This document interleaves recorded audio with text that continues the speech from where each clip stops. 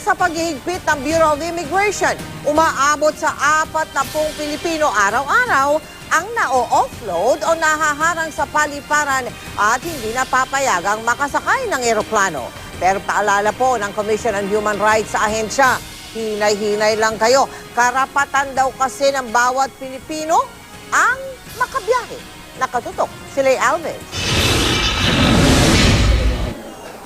3 beses nang na-offload o di pinayagang makalis ng bansa si Reynante Perelio. Magabakasyon dapat siya sa Dubai kung saan naroon ang ilang kamag-anak.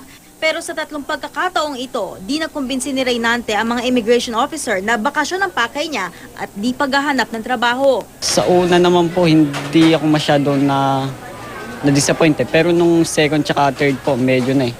Kasi ilang beses na po hindi pa rin naayos eh. Sa ika-4 na pagkakataon, na kumpleto na raw ni Reynante ang mga kailangang dokumento kaya pinayagan na siyang umalis. Hindi naman ako nawala ng tiwala, tiwala na sa Diyos. Ayun, basta hanggang maayos na lang yung documents ko. Sa Terminal 1 ang naiyak kung saan matatagpuan ang bulto ng international flights, nasa average na 40 pasahero kada araw ang no-offload.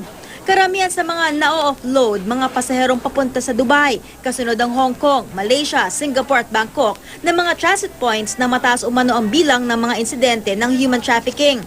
Ang most common lane na mga puntahan ng mga kababayan natin, lalo na yung nagnanais na makapaghanap buhay sa ibang lugar, ay itong Dubai.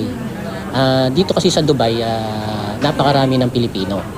Ang gagawin lamang ng mga kababayan natin, hahanap ng sponsor halimbawa, o kung wala mang sponsor, magpapakuha lamang o mag-a-apply ng visa. Kung illegal o walang kaukulang papeles ang isang Pilipino, mas malapit daw ito sa abuso sa ibang bansa. If we find out that there is some inconsistencies in any part of your travel, offloading may be a consequence of that. And we implement the guidelines on the basis of Republic Act 9208 or Anti-Trafficking in Persons Act of 2003. As immigration officers, we have to swallow the bitter pill of offloading you because we care for you. We care about you. We don't want you to be victimized abroad. Kaya anong gagawin para di ma-offload, lalo na kung lehitimo naman ang iyong pagbiyahe? Kung bakasyon ang pakay, kahit pa may visa ka na, tiyaking may mapapakitang return ticket. 6 na buwan pataas pa ang validity ng passport at may kakayahang tustusan ng biyahe. Kung may trabaho, magdala ng company ID o employment certificate. Kung may negosyo, DTI o SEC registration. Kung may bibisitahin namang kamag-anak, magdala ng mga dokumentong magpapatunay ng relasyon nyo gaya ng mga birth certificate. Kung OFW naman, siguraduhin may kaukulang papeles mula sa POEA. Aminado naman ng Bureau of Immigration na kung minsan na-offload kahit yung mga lehitimo naman ang pagbiyahe. Out of mga 50 cases, mga 3 or 4.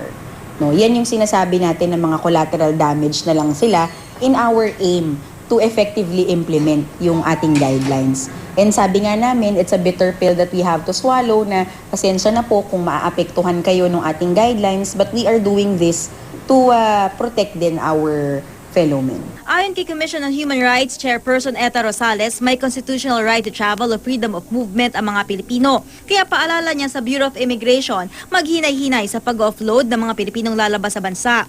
May otoridad naman daw ang Estado na ilimita ito para sa kapakanan ng nakakarami. Pero dapat may sapat na ebidensya para mapigilan ng mga Pilipino na mangibang bansa. Yung right of movement is very fundamental yan. It's one of the basic rights of people to be able to travel. Tapos kung pahihintuin ka, kailangan merong ebidensya. Lay Alves, Nakatutok, 24 Oras.